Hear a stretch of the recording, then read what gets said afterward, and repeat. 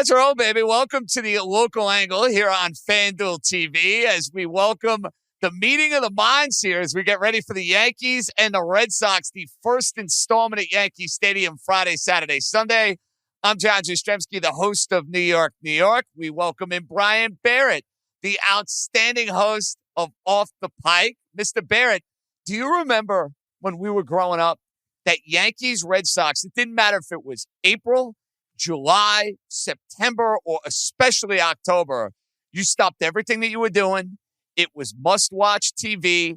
And, I think about it, Brian, the rivalry is clearly not what it was, but you give me peak 2003 to 2007 baseball in the regular season, it didn't get better at that point in time, my man, than the Yankees and the Red Sox going to battle. Yeah, especially you go back to 03 and 04. Of course, 03, we all know how that ended. Grady Little leaving Pedro Martinez in a little bit too long. You get the Aaron Boone home run. And then the next year, it looks like the Yankees are going to go back to the World Series again. The epic comeback from the Red Sox. And of course, in between there, the Red Sox hire Terry Francona, say goodbye to Grady Little. But those are some of my favorite days growing up as a fan, right? Because the whole documentary that the boss Bill Simmons put together, 4 days at October, that was such an epic event. And those were clearly, JJ, at that time, and I know the Yankees lost at 03 to the Marlins, young Josh Beckett and all that, but those teams were the two best teams in baseball for those 2 years. And it was just such an epic sort of battle where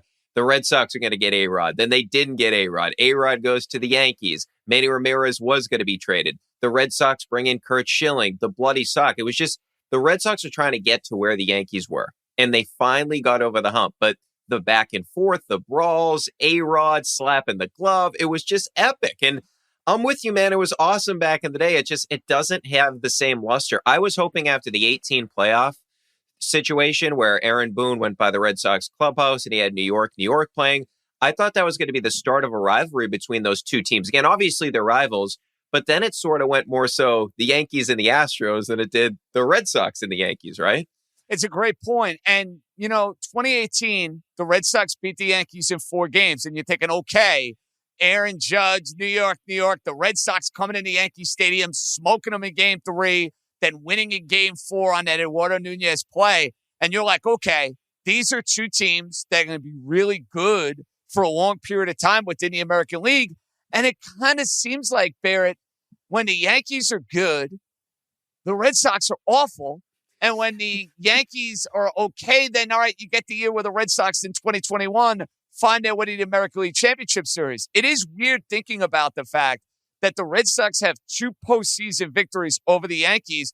But then when you talk about the other years with the Red Sox, they're just completely irrelevant. That's what it boils down to. And I don't know if we're there yet with the Red Sox because there are a lot of playoff teams involved. They're in the best division, hands down, in Major League Baseball. But that's kind of been the MO from 2018 on. Either Red Sox or a thorn in the Yankees side and they beat them, or they're nothing to worry about. Yeah, they're extremely perplexing. If you think about it from this perspective, they've won the World Series with 3 different managers.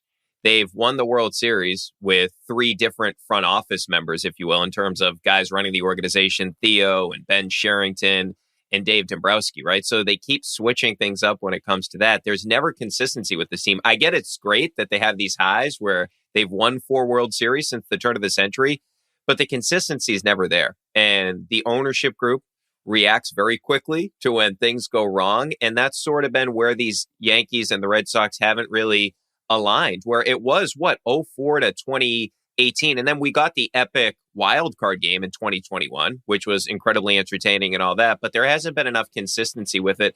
I thought maybe, like I was alluding to, the 18 year, you had the Tyler Austin brawl, Yankees fame.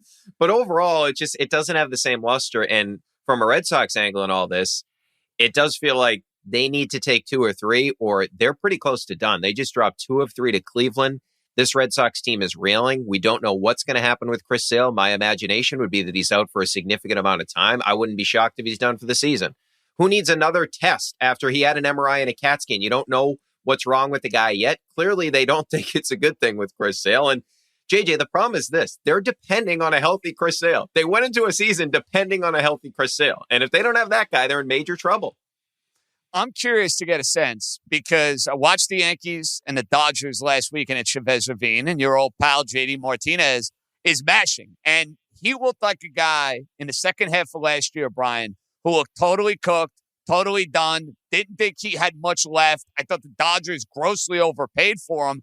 Well, they were dead right, and I was dead wrong because JD Martinez has done nothing but hit for the Los Angeles Dodgers. Then you have Nathan Eovaldi, who I thought the Red Sox completely dropped the ball by not bringing him back. He was always a tough pitcher against the Yankees. He had a lot of moments of postseason brilliance. 2018, of course. 2021, he was really good. And I know he missed time, but he was one of those guys. I was happy to see him leave the Boston Red Sox, full disclosure. And then Michael Wacha, who, listen, kind of a fringe guy, but is pitching great for the San Diego Padres. Out of those three in Boston, where is the fan base the most upset? Is it Eovaldi? Is it Martinez? Is it Wacha as far as their departures? It's Eovaldi, and for the reason that clearly they need starting pitching right now, and he resonates with the organization the most, the fan base, I should say, right? Because if you go back to when they won the World Series, Nate was great in that playoff run, and remember he pitched that epic 17-inning game where he came out of relief, the only game they lost, but he ate up all those innings. And then you go back to 2021, who did they start in the wild card game? It was Nathan Eovaldi. He was a big game pitcher for this team. So that's the guy that they're the most pissed about. But the issue is that Nathan Eovaldi, and I understand why fans are upset. I'm upset that he's not with the organization. I think they should have went to him during last season and offered him a contract when he was dealing with an injury throughout the year where he would probably be more likely to sign a multi-year deal. But here's the problem. Nate went to the Red Sox. They offered him a 3-year contract. He didn't want it. They wanted more than that. His representation thought they were going to get 4 years. Guess what? They didn't get 4 years anywhere. Texas offers him 2.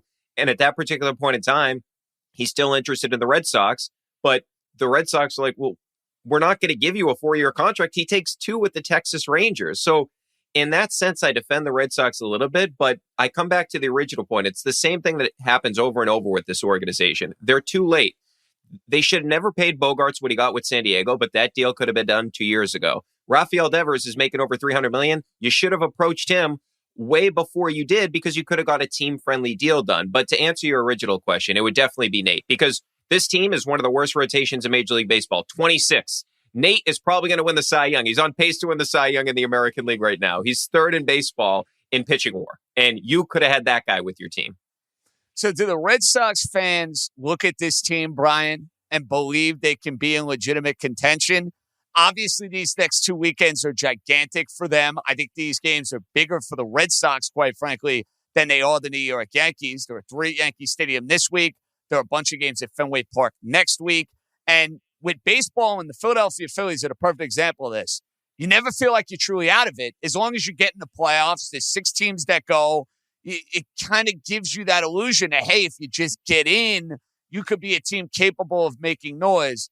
Does New England look at the Red Sox as a team that can ascend in this loaded American League East? Or are they kind of like out on the Red Sox and need to be pulled in? Where is the fan base right now? Everybody's out on them right now because they just have so many issues. I talked about the starting pitching. Like, who can you depend on outside of Chris Sale? Paxton's been good, but of course he's coming back from an injury. Then you got a bunch of young guys. Whitlock's already been injured this season. Tanner Houck cannot go through the lineup the second time. He's had issues when it comes to that.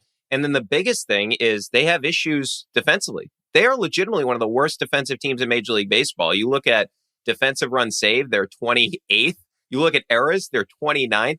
They've made the most throwing errors in Major League Baseball. Kike Hernandez has made 13 of them. Kike Hernandez has the most errors in Major League Baseball. They knew that Trevor Story was injured to start the season. And the only guy they brought in was Mondesi. Mondesi's coming off a torn ACL. He can't play. So the Red Sox have been hurt by a Yu Chang injury. Think about that. We're talking about Yu Chang being injured to start the Red Sox because they don't have a competent Major League shortstop. JJ, this guy cannot toss the ball to second. So the defense has been bad. Rafael Devers has not had the year that they thought that he was going to have. And then the defense is just horrible. The second base defense is horrible too. Emmanuel Valdez -6 defensive run saves. He's been one of the worst defensive second basemen in Major League Baseball. Casas, who is a young guy, he's been atrocious at first base. So there's not a lot of hope. The only hope is this. Duvall's coming back this weekend, and he was basically Babe Ruth before the injury, although it was only 8 games of Babe Ruth. I'm trying to find the division odds for the Boston Red Sox. They are, you want to hear these, Barrett? I have the FanDuel odds right Not now to win really, the American but League go East. ahead. Well, I'm going to humor you because, listen, the Yankee odds are kind of pathetic, too. Tampa's minus 280 to win the division. Yankees are at plus 460. Toronto's at plus 800. The surprising Orioles are at 16-1. Take a guess what the Red Sox are to win the American League East. I got to say, like, plus 5,500. They are plus 10,000. Oh, my. Plus 10,000. Phil's. The Boston Red Sox are plus 10,000 to win the American League East in June. That is insane. What were the Yankees again? Yankees are at plus 460. Are you stunned with what Tampa's doing? Yeah. They're incredible. They are incredible. Well, they do everything right. They run the bases well. They play good defense. They hit, and we always know that they're going to pitch. And that's the thing that aggravates you, and I'm sure it aggravates you as a Yankees fan as well. They always have another arm that's coming up. The Red Sox don't have homegrown pitching prospects. They have Bayo. That's pretty much it right now. Like Drohan, a kid in AAA, that's great, but he's not ready to pitch at the major league level. The Red Sox really haven't developed a homegrown pitching prospect in years. I mean, you think about it, you really have to go back to Lester because Buchholz, of course, flamed out with the injuries. But even Erod, that's a guy that they got via trade. Think about all the good Red Sox pitchers since they won these World Series. Beckett, trade. Lester was the only guy that was homegrown. Sale, trade. David Price, who he had his issues here, but he was part of a World Series team. That's a guy that you picked up in free agency. Nathan Eovaldi, trade. They don't develop pitching prospects, and Tampa is better than anybody at doing that. Insane. We'll come back, and there are issues with the team that I cover because they may have a record that's north of the 500 mark, but you're getting a sense for what life is like without one of the premier players in all of baseball. And news for you, ladies and gentlemen, boys and girls across America, it ain't pretty. We're coming right back.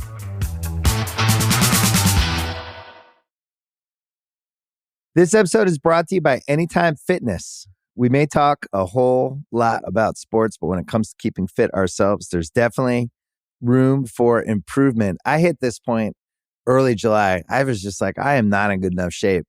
I started trying to walk at least 15,000 steps a day or hiking or just anything to keep my legs moving. Now it's the end of 2023. I feel great.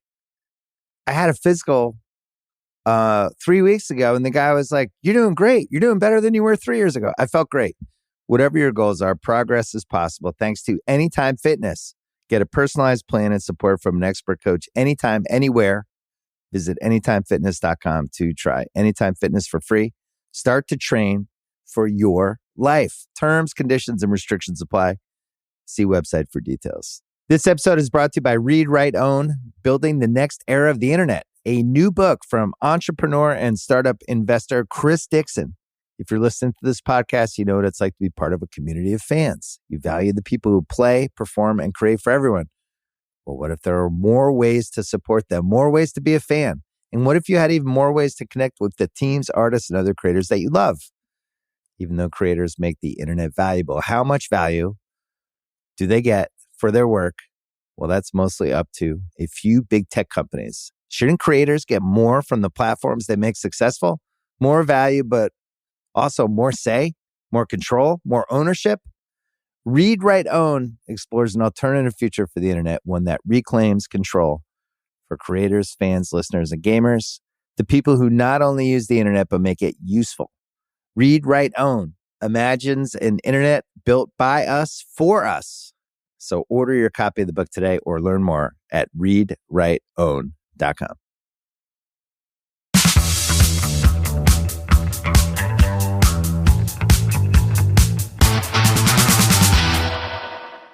Welcome back into the local angle on FanDuel TV. I'm Brian Barrett from Off the Pike, and with us is John Jastremski from New York, New York. So, JJ, we're getting into this Red Sox-Yankees series coming up this weekend, and one of the things that sticks out to me is I wonder, Alex Cora, I still believe, is one of the best tacticians in Major League Baseball, and I just wonder how long he wants to keep doing this with this Red Sox organization, right? Because you look at this team, he's had a bad year last year where he didn't have the proper team that he needed. You could say the same thing about this year. We were just getting into the defensive issues that they've had, the issues in the rotation. And what if at the end of the season, Cora decides, hey, you know what? I don't know how much longer I want to be part of this Red Sox thing. Do the Yankees fire Aaron Boone on the spot and try to go after I Alex mean, I Cora? would. Listen, I would go drive north I-95. I would give Alex Cora the full complement of treatment, whatever he wants, and make him the next manager of the team. Unfortunately, though, Brian, I am now resigned to the fact, and I have not exactly been the biggest Aaron Boone pom-pom waver out there, but as long as Brian Cashman is the general manager of the New York Yankees, the Yankees under Aaron Boone have gone through years where they lost to the Red Sox in a one-game playoff, where they got swept 4 straight games by the Houston Astros. They've yet to make a World Series, and yet he's not going anywhere. And the general manager is not going anywhere. And it's not that the Yankees have been a bad team. Listen, they've been in the playoffs every one of those years. If you look at the win-loss record, statistically speaking, I have to acknowledge and be fair that it's been a very good one for Aaron Boone as Yankee manager, but does he inspire confidence from me? Does he inspire confidence from the Yankee fan that they have the next, Zen master in the dugout? No, they don't. And listen, we know that the manager's spot has been minimized to some degree in Major League Baseball. I think there's some truth in that. But I look at guys around baseball. Bruce Bochy is a perfect example. Look at the Texas Rangers this year. I know they added Evaldi. I know they got bounce back years out of Seager and Marcus Semien, but you're going to sit there and tell me that his presence and the championship pedigree that he brought from San Francisco hasn't made a difference with that team? I'm not buying. I'm one of these guys, Brian, that still thinks there's something to be said for that presence that a manager can provide. And I still wonder if Aaron Boone has that right ingredient. He's good with the players. The media loves him. They eat off whatever he's throwing at them. But does he have that it factor about him as Yankee manager? I have my doubts.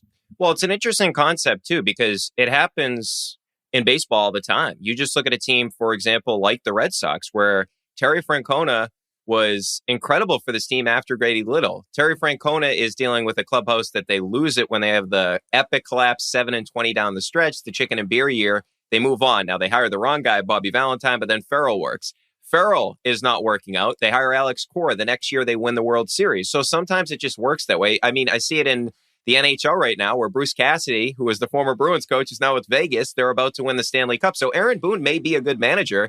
It may just be time for the Yankees to move on from him. And I look at Alex Cora and I think about the fact that he just had to bench Alex Verdugo in a game because Alex Verdugo didn't run to second when they were down 5-2 in a game this week. And clearly, Justin Turner coming up, you had an opportunity to at least make that game closer against Cleveland. This is a team that cannot make mistakes, and that happens with a guy like Verdugo. And I just wonder, is the message, Cora's message is getting through, but does he have the players around him? And the frustration is growing here because earlier this week, when they made a bunch of errors again, he said the roster is the roster.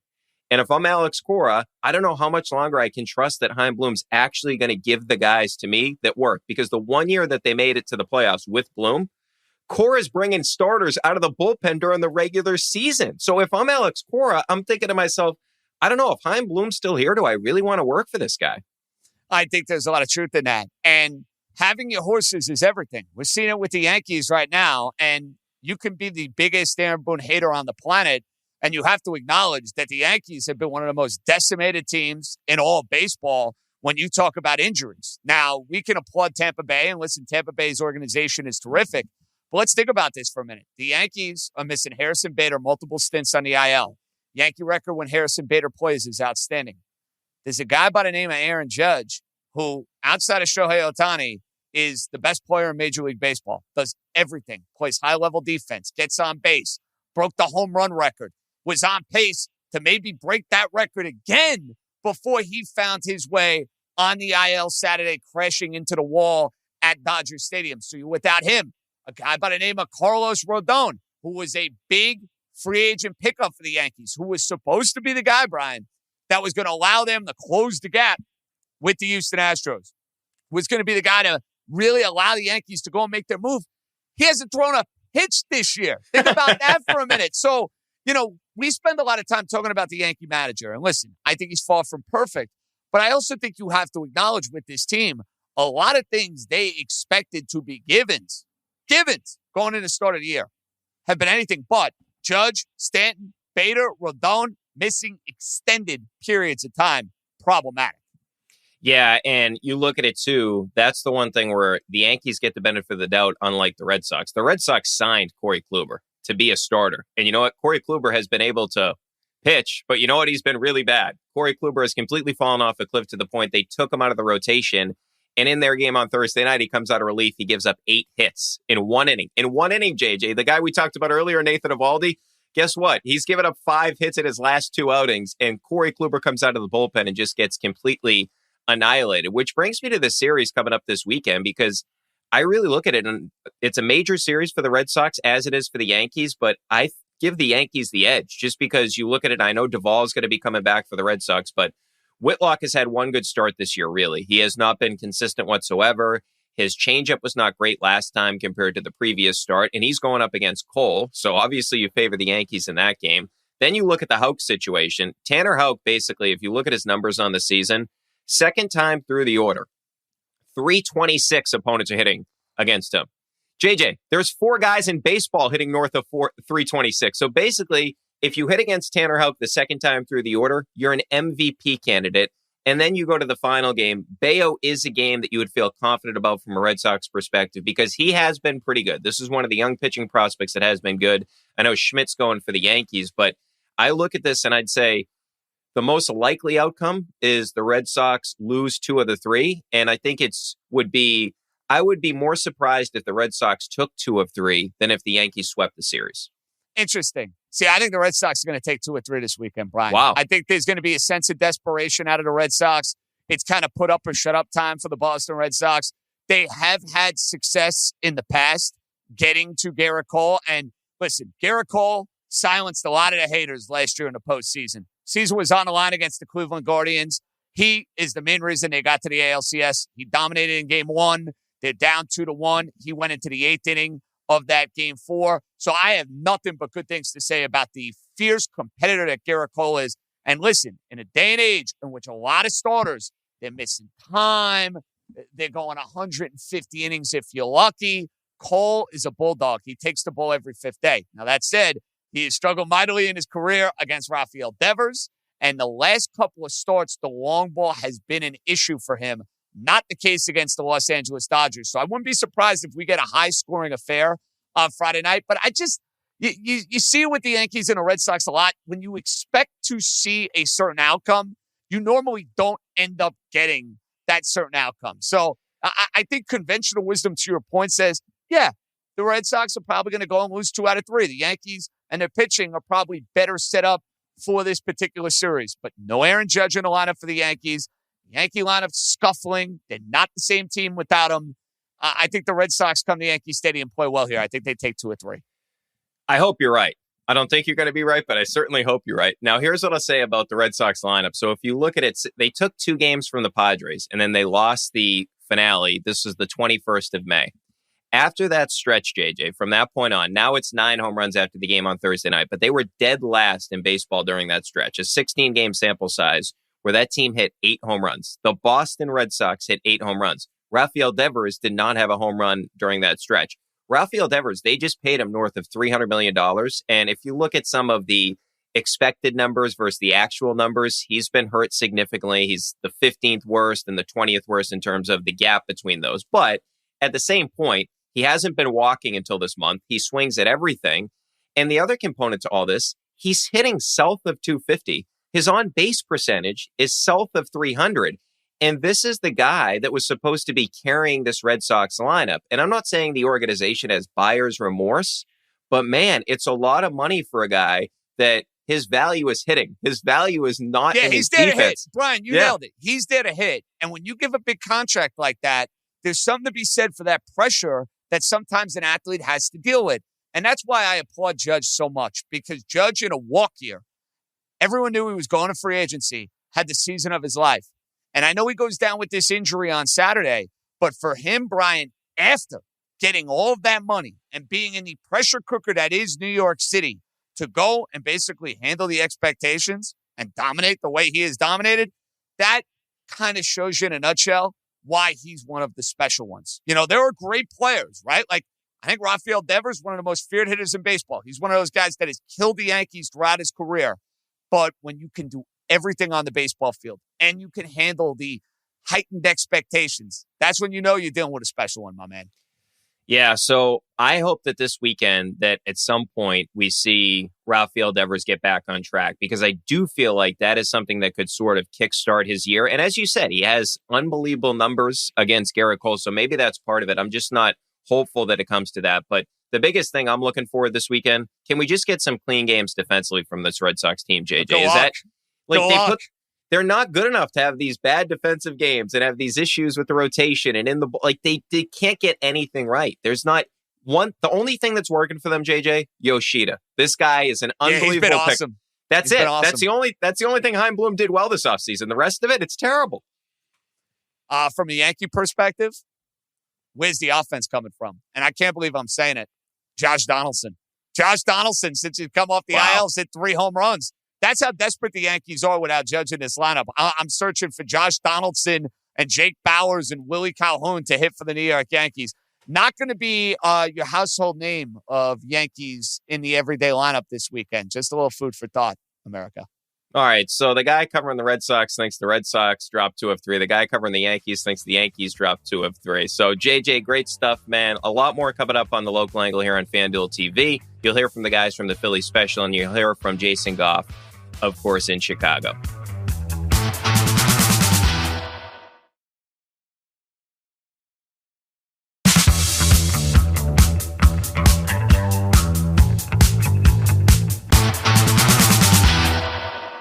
Welcome to the Ringers Philly Special. Sheil Kapadia here, joined by Cliff, Augustin. Cliff, it's early June. I'm at my daughter's softball practice yesterday. A dad comes up to me, you know what he said? He said, I already have the itch. What's he talking about? He's talking about football season. Already, it's June, but this Eagles fan base is so ready for training camp to start, for this season to start. So I thought what we'd do today, Cliff, the big question, we're obviously going to get into all the little stuff in the months ahead, but the big question is, can the Eagles get back to the Super Bowl? It doesn't happen often.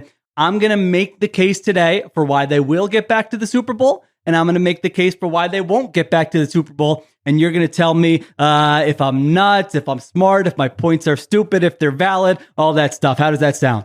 It does sound valid. And also, this is peak NFL offseason right now, where we got our quarterback playing baseball and everybody wants him to play on the baseball team because they're not good. And then they have the slow-mos from OTAs of him throwing passes to Dallas Goedert, and they're right on the money. And everybody's like, oh my God, I can't wait till the season starts. And then you start seeing the obscure stats just pop out, right? like the old Benny Soul stats where he'll find, Jalen Hurts had the best quarterback window of somebody who threw 20 yards down the field with a safety over top, something crazy like that. Some stat you never heard about or cared about, really. Yeah. But then, it just gets you riled up for the football season. And man, since the Sixers left that bad taste in our mouth, I've been ready for football season. Honestly, like I be thinking about it all the time. The Phillies haven't really, shown some promise yet. So we'll see later down the line, later in August, late September, what they'll do. But right now, I really do got the itch for football right now for sure.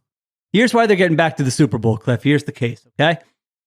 One, it's very simple. They're loaded. I mean, specifically offensively, like I'm doing this exercise, just going through all the rosters in the NFL right now. And the Eagles roster specifically on offense is right there with anyone in the league. I mean, last year they had a historic season offensively. Only people they lost from that group, running back Miles Sanders, left guard, right guard Isaac Seumalo. That's it. So you're set on offense. Offensive success translates to wins in the NFL. We know that. So that's number one. Number two, they have young guys who are either ascending or in their prime. A lot of times a team gets to the Super Bowl, they come back the next year and you say, oh, you know what? They've got players in their 30s. This isn't going to work out well. Jalen Hurts, A.J. Brown, Devontae Smith, Dallas Goedert, all these guys are in their early to mid to late 20s. Like, these are not declining players where you say they can't match what they did last year. So defensively, it's a little bit trickier, no doubt, but you still have young guys, Jordan Davis, Josh Sweat,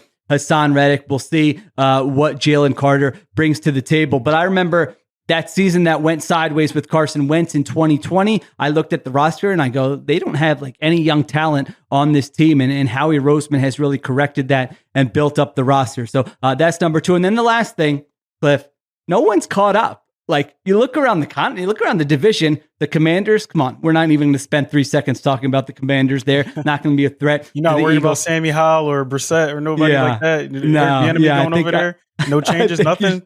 You should be good there. The Cowboys, the roster looks good, but listen, if you want to bet on Mike McCarthy, who is taking over the offense, if you want to bet on him providing an upgrade, go ahead. I'm not going to do that. And then you have the Giants, who are a cute little team, overachieved last year, but come on, the Eagles crushed them in those games last year. You zoom out, the 49ers, we don't know who's playing quarterback for them. The Lions, kind of good team, but kind of screwed up their draft.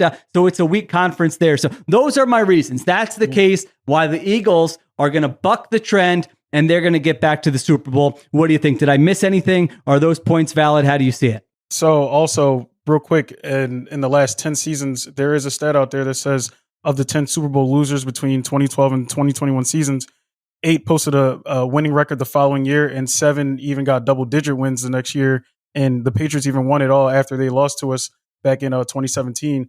So that is promising that you're more than likely to have a good record. Again, you have a bunch of the core guys coming back. Like you said, you have a bunch of second contract guys on that first or second year. Pretty sure somebody's still on his rookie deal.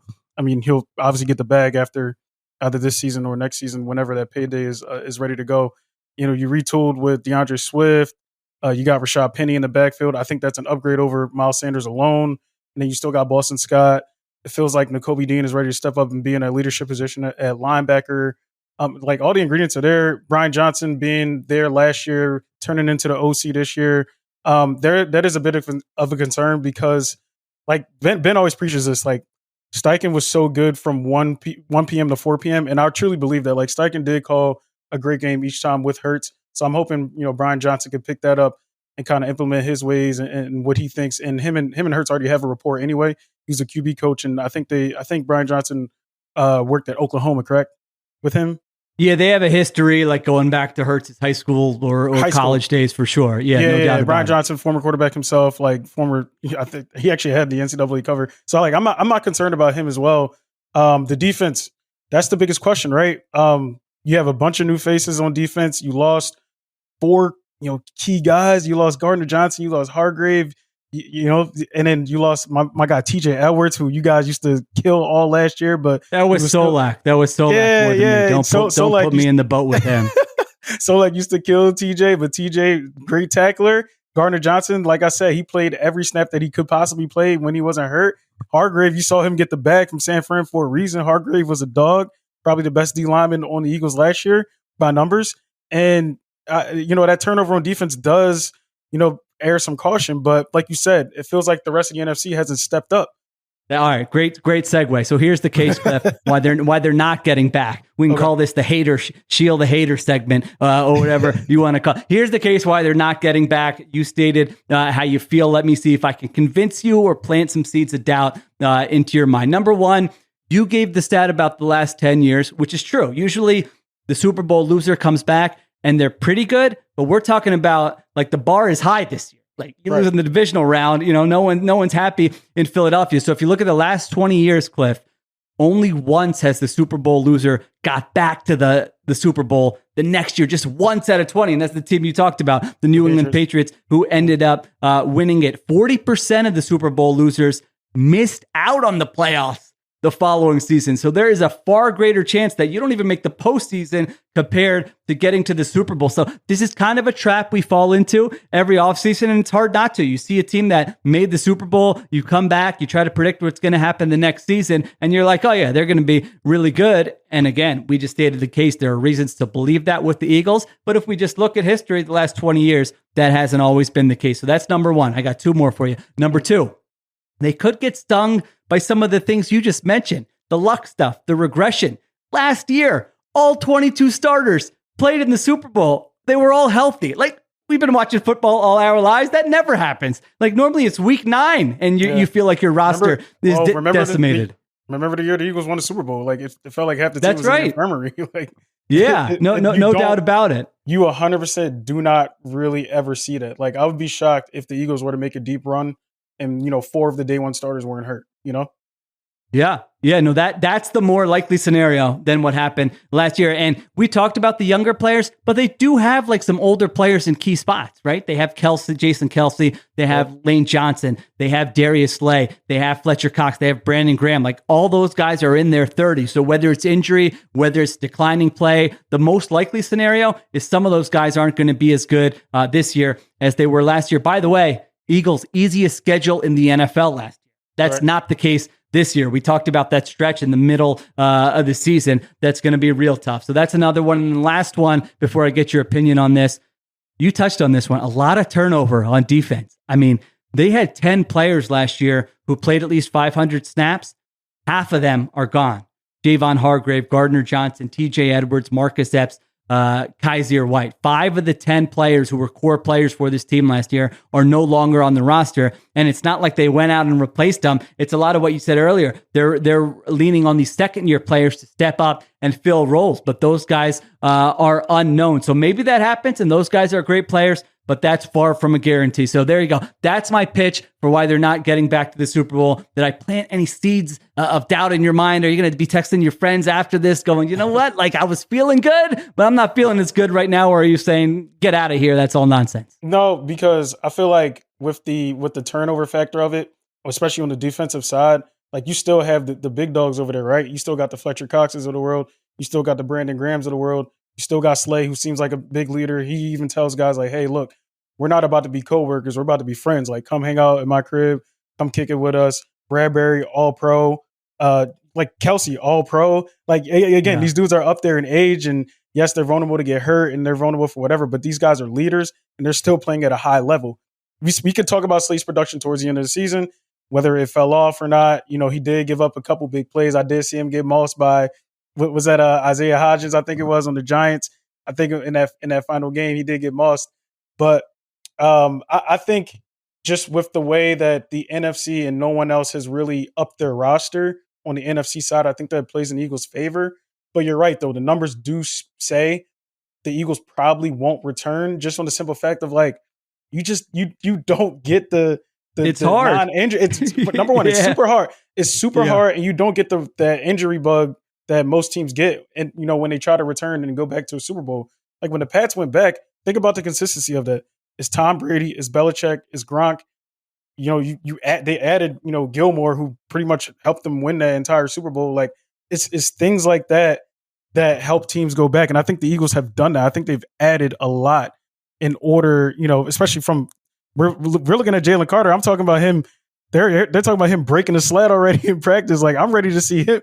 I'm ready to see him get on the field. I'm ready to see Jordan Davis, you know, be healthy this year, come back, make a big impact. He was a top pick last year. I'm ready to see what these dogs can do. So I think the scenario is more than likely that the Eagles actually go back due to the factors of what the NFC teams haven't done. I haven't seen the improvement. Like, is San Fran scary because they got Hargrave? For sure. San Fran's defense is great, but who's playing quarterback for them? Quarterback is the most important position. The Eagles have the best quarterback in the NFC. So where's the drop off from that standpoint, you know? We'll see what happens. We'll break it all down. Remember, you can catch this segment on FanDuel TV and listen to the Ringers Philly Special Spotify on Spotify or wherever you get your podcast.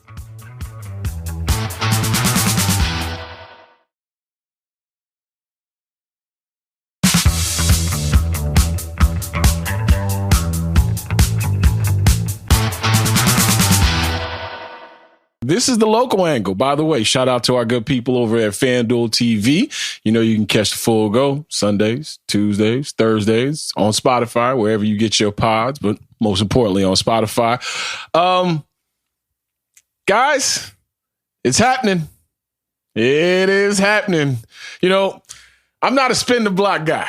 You feel me? Once I'm done with you, I'm done with you. I don't like coming back and checking back in on you unless it's on Facebook to see how poorly your life is going. You feel me? But the Chicago White Sox have not lost in the month of June. They are in the Big Apple right now, taking on John Jastremski's New York Yankees, and they come away with a big victory against a team that didn't have Aaron Judge, Giancarlo Stanton still out there. That kid Volpe, that shortstop for the Yankees, though, is prime time. Like, that dude's going to be a real player. I enjoyed watching him and him run the bases, more importantly. Like, that dude has instincts for a young player. But the game was everything you want out of the White Sox. First of all, they sweep the Tigers. You feel good about that, right? Everybody's up in arms. Yeah, only 5.5 back of them bum-ass Twins who are only a game over 500. Steve Stone telling people, yeah, this is when the best teams start to play their best baseball. And I'm just sitting here in the cut like, yeah, all right.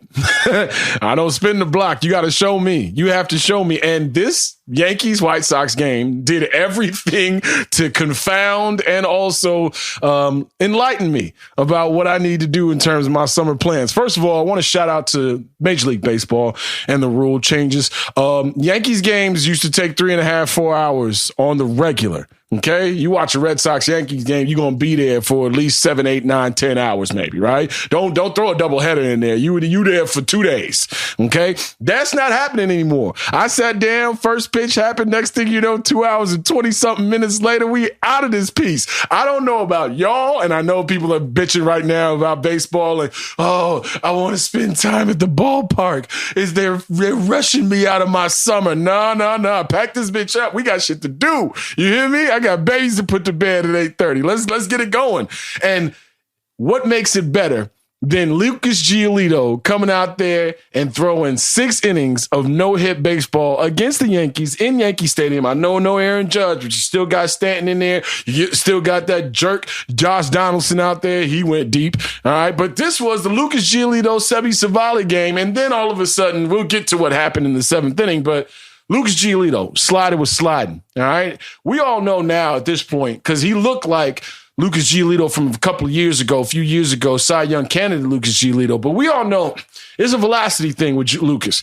That fastball was hitting 95, 96. When that's happening, that slider is damn near unhittable, right? And his slider and his changeup were working. His off-speed stuff is working. He threw a 3-2 changeup, I believe, to Anthony Rizzo, a dude who is, famous for the B-hack, choking up, making sure that he's getting contact on the baseball. He struck out Josh Donaldson, and we all know what happened between he and Josh Donaldson a year ago, where he was insinuating that Lucas Giolito was out here using the sticky stuff and all that other garbage that was going. Like, Josh Donaldson has been a thorn in the side of Chicago White Sox baseball players, and him and Tim Anderson know exactly what Josh Donaldson is on. So to see him strike out Josh Donaldson and also, not fall into the prey of throwing at guys and doing all that goofy shit, like, you got to win games. You got to win games, and that's what happened. Lucas Giolito goes out there, throws 6 innings of no-hit baseball. His off-speed stuff was magnificent. But, of course, in the name of all things that are holy and Steven Strasburg's elbow, pitch count comes into play. You got to sit him down. You go to Joe Kelly, who's been one of the better relievers in the last month in all of Major League Baseball. Go ahead and look up the numbers. Joe Kelly has been rock solid, right? This is a guy who was oft injured since he's been a Chicago White Sox. You've seen him star, and then you've seen him also falter. If Joe Kelly can be the dude that they signed a couple of years ago, like, be that dude, this team is a little bit different, right? Because you set up your bullpen the way you want it set up. Kelly, Graveman, then Liam Hendricks. Now, Liam Hendricks, he got taken yard, right, by Josh Donaldson, but that's okay. That's fine. Liam Hendricks just stared cancer down, and shout out to Josh Donaldson for being pro-cancer, by the way, because that's all I took from that at bat. Liam out there, just his first real save opportunity, high leverage moment, Yankee Stadium. You're supposed to just go ahead and swing at 3 pitches, go sit your punk ass down. But of course, if anybody's going to be for cancer, it would be Josh Donaldson, right? And that's how I look at it. And none of this is in jest. I believe that he is actually one of the people who is rooting cancer on, because that's the kind of asshole Josh Donaldson is. But Lucas Giolito did his job. Liam Hendricks did his job. Seby Zavala comes in there and hits what it can only be thought of as a Yankee Stadium home run. This joint was like 320 feet, like soaking wet, right? Like that's every inch of the baseball that he caught, 320 feet into that right field corner. And then his second at bat, he goes up there and hits a 435-foot bomb. Like when I saw Clark Schmidt's name on the Dinger Tuesdays FanDuel situation, the last guy I had in my head was, Seby Zavala's going to go, 2 for 4 and hit 2 home runs and damn near win the game by himself. But that's what he did. But that's not why you're here. Because if you've been watching Chicago White Sox baseball all year long, at some point, there is a nut-kicking moment. It doesn't matter when. Sometimes it happens in the first 3 innings. Sometimes it happens in the middle 3. Usually it happens at the end of the game when it's most detrimental. But Andrew Benintendi and Luis Robert Jr. in the 7th inning with the no-hitter still on the line, Joe Kelly trying to go ahead and do that whole combination no-hitter thing. Luis Robert Jr. just simply tails off the baseball while Andrew Benintendi is converging on it as well. And Luis Robert Jr. goes and gets everything, right? He is a Gold Glove level center fielder. But in those moments, these are the things that have gotten the White Sox beat all year long in the last 2 years. So even in a win, you're looking at things like, you know what? I thought y'all was going to clean this shit up. I thought you guys were going to be better than this. And for Luis Robert Jr. to play the way he played leading up to that moment, because last week or so has been a struggle. He's been like something like a 540 something OPS. Like he's been really up and down this year. And his defense can't falter because this team does not have the margin for error that other teams have. Right? So your defense has to be on point at all time. And then this is the other thing, too, because even in a win, I feel horrible. I feel horrible as a White Sox fan because even in a win, 5 of the last 6 games, 4 in a row, you beat the shit out of the Tigers. Now you're going to try to handle the New York Yankees without Aaron Judge, who is going on the injured list with that sprained ligament in his toe and contusion after running into the outfield wall the night previous. Yohan Moncada, if Jake Berger hits a walk-off grand slam the game before, I need to find Jake Berger's name in the lineup somewhere. And I'm not a lineup guy. I'm not a guy that's pouring over the line. Oh, why isn't this guy in? Why? I think over 162 games, it's going to balance itself out. In a tight ball game, Yohan Moncada hits a baseball to second base. Second baseman fields the ball. Yohan Moncada busts his ass out of the box because he thought he smelled a hit. Then all of a sudden, the second baseman gets to the ball, throws it to first base. But by that time, he had already decelerated enough that it wouldn't even matter. It wouldn't even have been a bang-bang play. And these are the little things that I'm talking about. I got no problem with you booting a baseball, right? Because you're locked up in the head or whatever the case may be. But the physicality of running to first base, it should be as simple as that. And I know this team kind of got sold. You can slow it down or you could decelerate, especially if your quads are tight or if your calves are tight, because there's a bunch of soft tissue injuries that have been plaguing this team for the last 2 or 3 years. But goddamn it, at some point, y'all ain't good enough for this shit. You're not good enough for this. You can't Cadillac it, and I hate that term. I hate that term because it's a baseball term, and we all know what that baseball term means. You feel me? Like, I remember when I used to hear, oh, he pimped that home run, and he's Cadillacing it to first base. And I'm like, why don't you just go ahead and say what you really want to say? Why don't you just go ahead and put that little sauce on it that you really want to put? I mean, if anything, if there's any sport, you can put that sauce on it, and you ain't going to get too many replies in the clubhouse because ain't too many of us in there. You go ahead and say what you need to say. But yeah, as I was saying, he Cadillacs his ass all the way to first base. And I'm like, wait a minute, hold on. The dude who has hit 11 home runs so far this season, or 12, 11 of them at guaranteed rate field. I know you're on the road, but this man just won you a game. Put his ass at second base. Put him at third base. Like, these are the things. Reward the players that deserve it, that are out there busting their ass, right? The talent's going to take care of itself. And obviously, this is the problem for me because talent-wise, this team should not be touched in this division because they're that talented a squad. So what's the problem? What's the disconnect? Well, guess what? When you're too cool for school in the outfield and you're not calling off Andrew Benintendi, balls drop in. They break up no-hitters. When you're not busting your ass down the first base line like Pedro Grifol told me they would be doing, that's what I was told. That's what I was told. I was told that this team wouldn't have those issues this year. And even in a win, they've won 4 games in a row. And I know they're not going to ever play a clean baseball game, but goddamn it, get close to it. Get a little bit closer. Like, these are the expectations. And the only reason I'm upset is because where they are right now, they shouldn't be. I don't care about all the injuries. You're talented enough. So for the Eloy Jimenez's of the world, the Luis Robert Jr.'s of the world, the Tim Andersons of the world, the sprint speed has been documented. These guys have not been running as fast as they have in previous moments in their careers. Tim Anderson, Yohan Moncada, all these guys. Like, at some point, y'all just going to be the coolest motherfuckers who get bounced out of the playoffs or don't even make it. So, like I've been saying, and I have said about basketball before, you build your game in the regular season. The White Sox can't rely solely on talent because they're going to run into teams that are better than them, and all of those errors and all of that slow base running and all of the miscommunication in the outfield is going to bite you in the ass. And we've seen that happen in playoff series. So, yeah, I'm happy as hell. My team has won 4 games in a row, but the way it's happening just isn't refined enough for me. Let's have higher standards out here. And that's all I got. So go White Sox. John Jastremski, that Yankees outfit that you got going on over there, it feels like the Yankees, but that don't, you know, it don't look like the Yankees. You know, it's a little shaky. You throwing Clark Schmidt out there and hoping for the best, okay? And he still had himself a fine outing. So White Sox baseball continues to confound me. And if you guys can hear it in my voice, I'm being dragged back in. Yeah. I just told you I don't spin the block, but I ain't got shit else to do this summer. So the block will be spun. The White Sox are going to get that "you up" text from your boy. Check us out on Sundays, Tuesdays, and Thursdays right here on the Full Go Podcast. This has been The Local Angle.